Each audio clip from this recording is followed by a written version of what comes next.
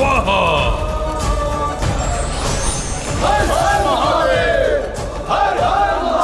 देवताओं के तत्व और भी तीव्र वेग से उनसे विलग होकर त्रिपुर जा रही है।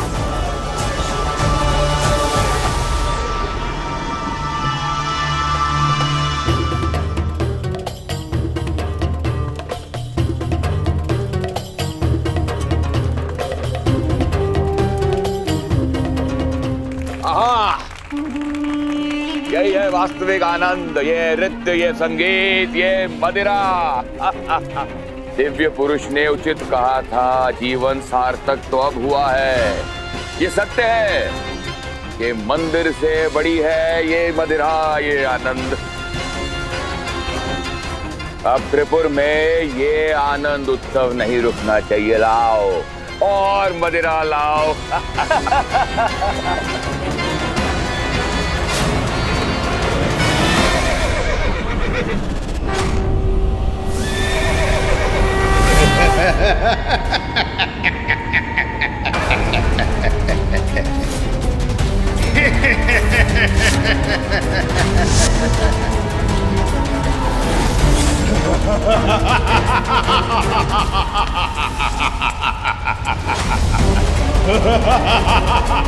भ्राताश्री, ये काली छाया कैसी है जो त्रिपुर को ग्रसने का दुस्साहस कर रही है? जो भी है हमारे समक्ष आओ, अन्यथा मृत्यु के लिए तैयार हो जाओ।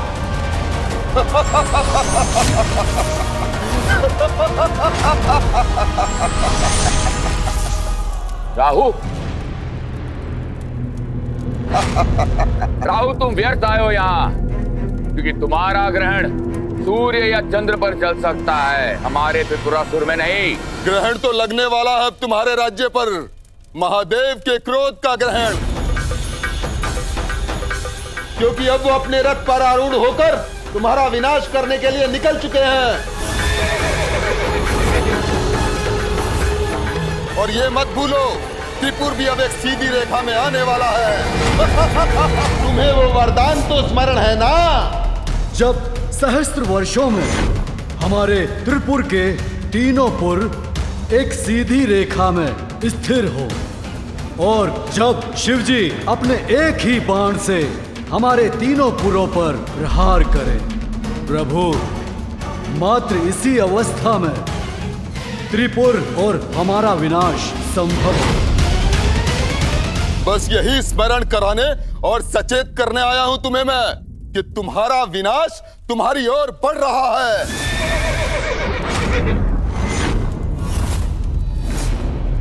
इसलिए मेरे प्रिय असुरों, यदि किसी उपाय से अपनी रक्षा कर सकते हो तो कर लो, क्योंकि बहुत कम समय शेष है तुम्हारे पास।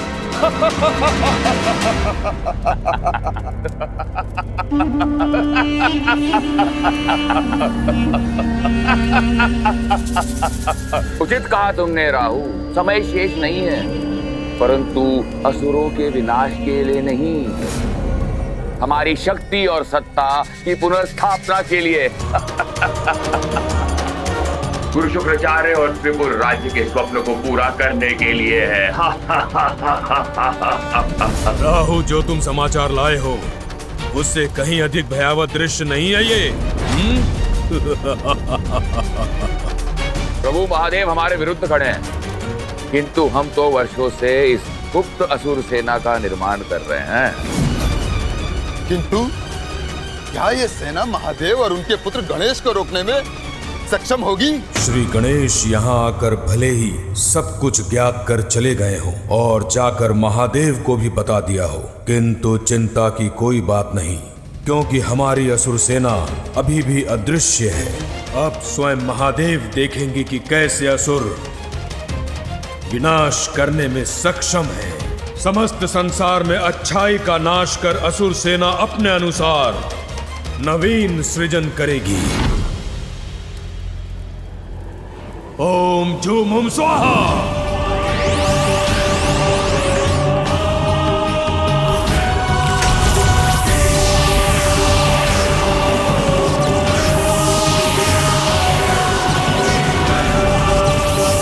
स्वाहा स्वाहा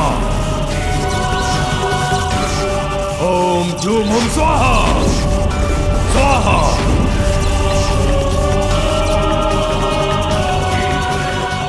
अब देखता हूं हमारी असुरी सेना से संसार की रक्षा कौन करता है। ओम झूम हुम स्वाहा।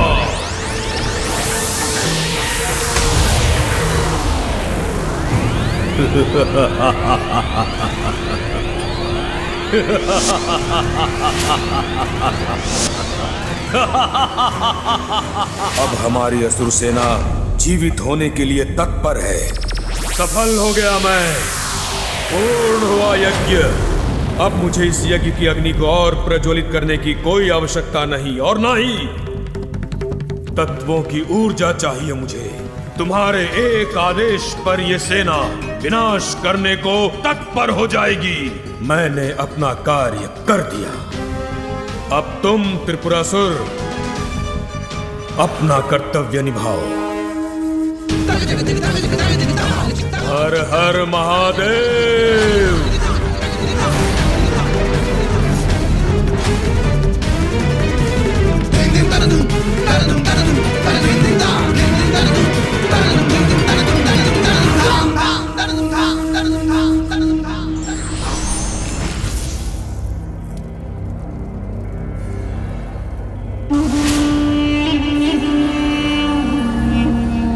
असुरों और देवताओं के महासंग्राम के लिए तैयार हो जाओ। एक ऐसा महासंग्राम जहां विजय अवश्य असुरों की ही होगी। सृष्टि का नवीन इतिहास रचेंगे हम असुर।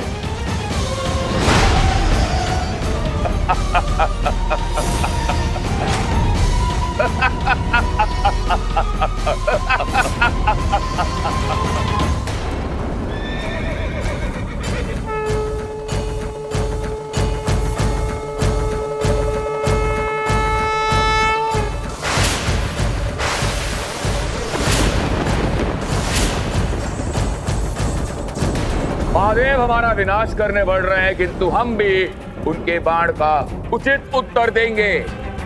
हमारे महाअसुर बाण से, हमारे महाअसुर बाण से। त्रिपुर असुर योद्धा उठो और भयानक सर्वनाशक बाण की आकृति लेकर नष्ट भ्रष्ट कर दो उस बाण को जो बाण ही नहीं है, उस धनुष को जो धनुष नहीं है, उस रथ को जो रथ ही नहीं है।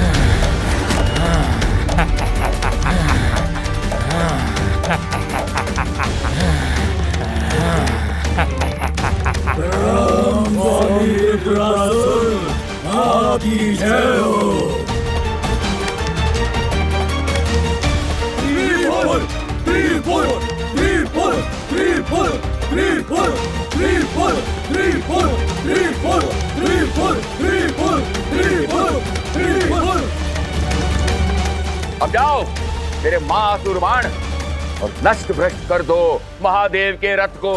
जाओ।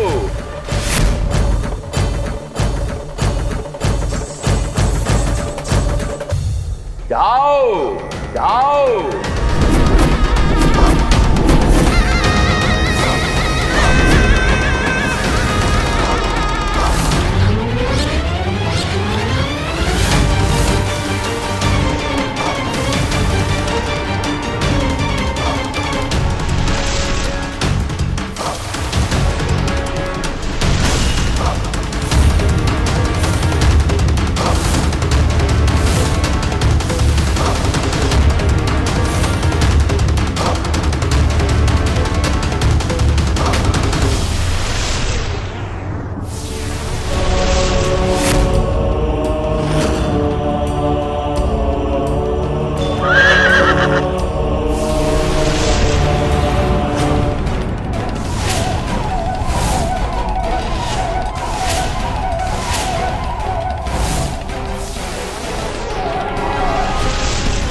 ये तो प्रभु महादेव के रथ पर असुरी शक्ति का महाबाण चलाकर इन ढोंगी असुरों ने अपनी धृष्टता का परिचय तो दे ही थी।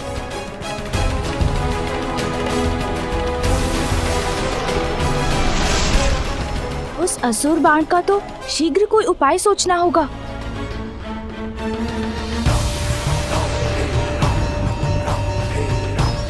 प्रभु महादेव, यह असुर बाण हमारी ओर तीव्र गति से आ रहा है और आप विष्णु बाण मात्र एक बार ही प्रयोग कर सकते हैं और साधे हुए बाण को हटाकर दूसरा बाण लगाना अधार्मिक होगा।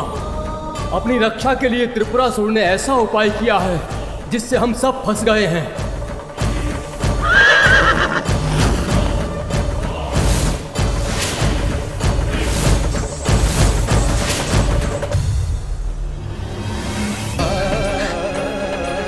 यदि हम शक्ति से संपन्न होते तो अवश्य महादेव का साथ देने के लिए इस युद्ध में भाग लेते। अब क्या करेंगे महादेव, क्या करेंगे?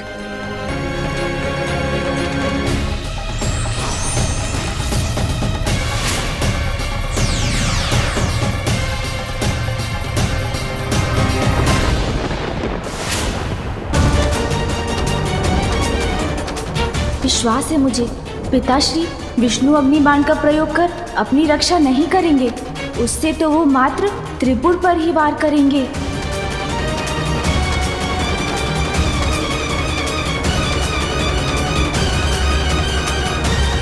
मुझे अभी कुछ करना होगा।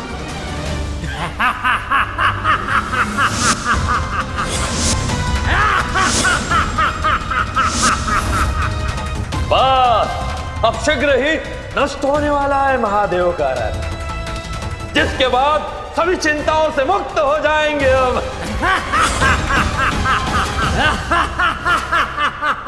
माँ, मुझे पिताश्री की सहायता करने जाने की अनुमति दीजिए।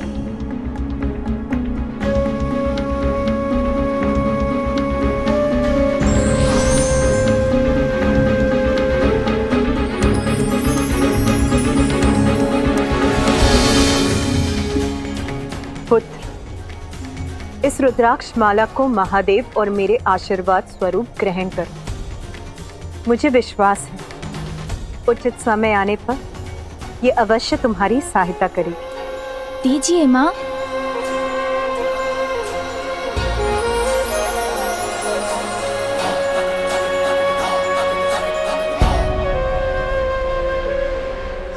प्रणाम माँ।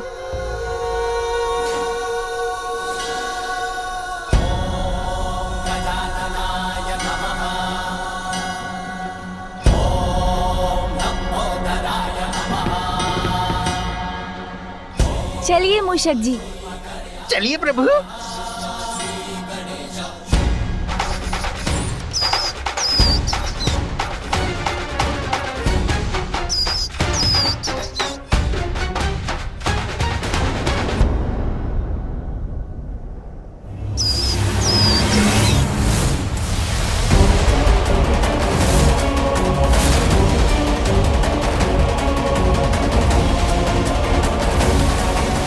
इस असुर बाण को मैं त्रिपुर को ध्वस्त करने के अपने लक्ष्य को परिवर्तित नहीं करने दूंगा।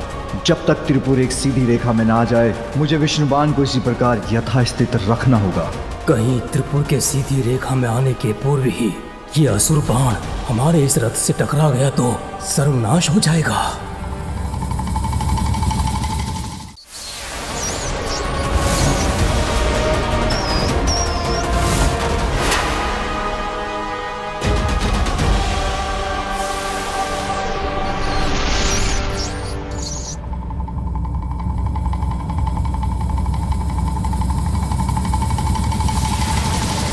असुर गुरु शुक्राचार्य हमारी सफलता देखकर अत्यंत प्रसन्न होंगे।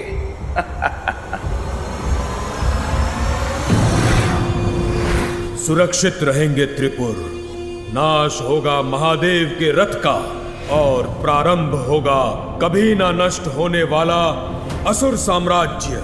मैं सफल हुआ।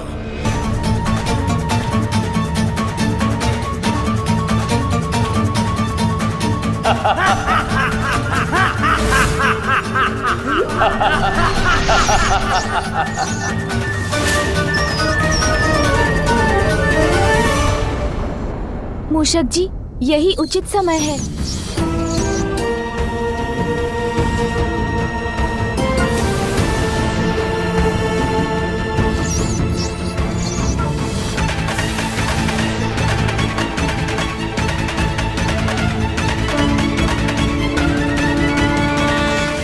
समय के रहते श्री गणेश जी वहां पहुंच भी गए तो वो विशाल काया असुर अस्त्र का सामना कैसे करेंगे? सत्य वचन। अपने पिता की सुरक्षा हेतु कहीं गजानन स्वयं को अति विशेष संकट में तो नहीं डाल रहे? ऐसा संकट जिससे निकलना स्वयं के लिए असंभव हो? नारायण नारायण।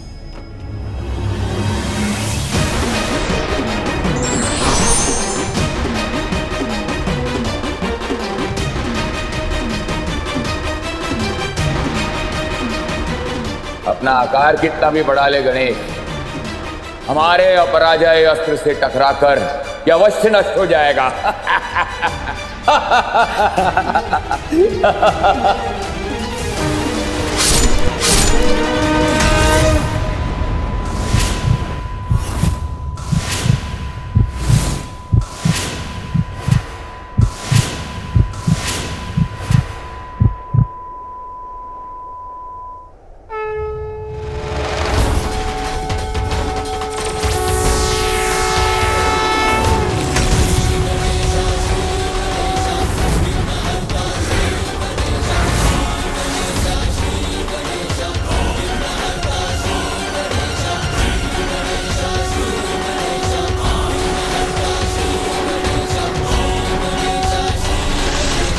गणेश ने तो ये बाण ऐसे झेल लिया जैसे कुछ हुआ ही ना। अब क्या करूं मैं? विघ्नहर्ता श्री गणेश की जय। विघ्नहर्ता गणेश की जय। विघ्नहर्ता गणेश की जय। विघ्नहर्ता गणेश की जय। विघ्नहर्ता गणेश की जय। अनर्थ, घोर अनर्थ। गणेश ने तो मेरा ये प्रयास भी विफल कर दिया।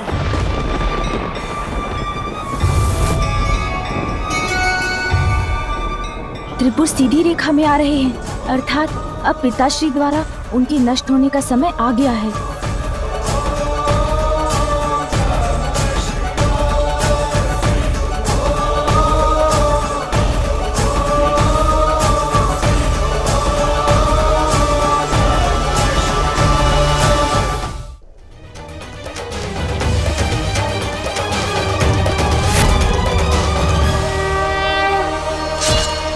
हमारा युद्ध अभी समाप्त नहीं हुआ शिवपुत्र गणेश। तेरी अजय असुर सेना शेष है अभी। एक ओर का वार तो तुमने रोक लिया, परंतु जब सारी दिशाओं से घेर कर तुम पर आक्रमण होगा तो तुम इस आक्रमण को रोक नहीं पाओगे। महादेव का रथ नष्ट होकर ही रहेगा।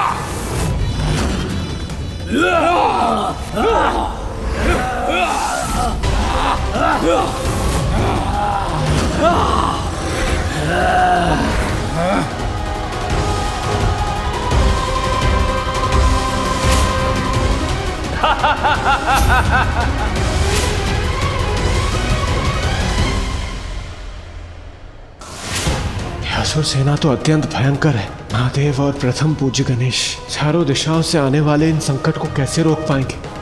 देखो देखो कैसी अनंत सेना है ये, जिसका तुम कुछ नहीं बिगाड़ सकते।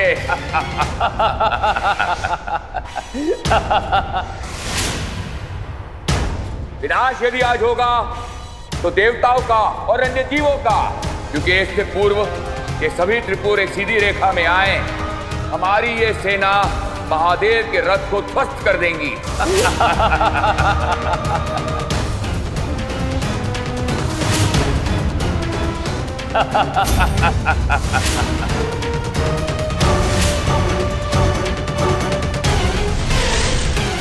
सत्य एकाकी भी हो तो भी सौ झूठ पर भारी पड़ता है। धर्म परीक्षा लेता है, कभी साथ नहीं छोड़ता। ये दोनों जिसके साथ हैं वो कभी पराजित नहीं होता।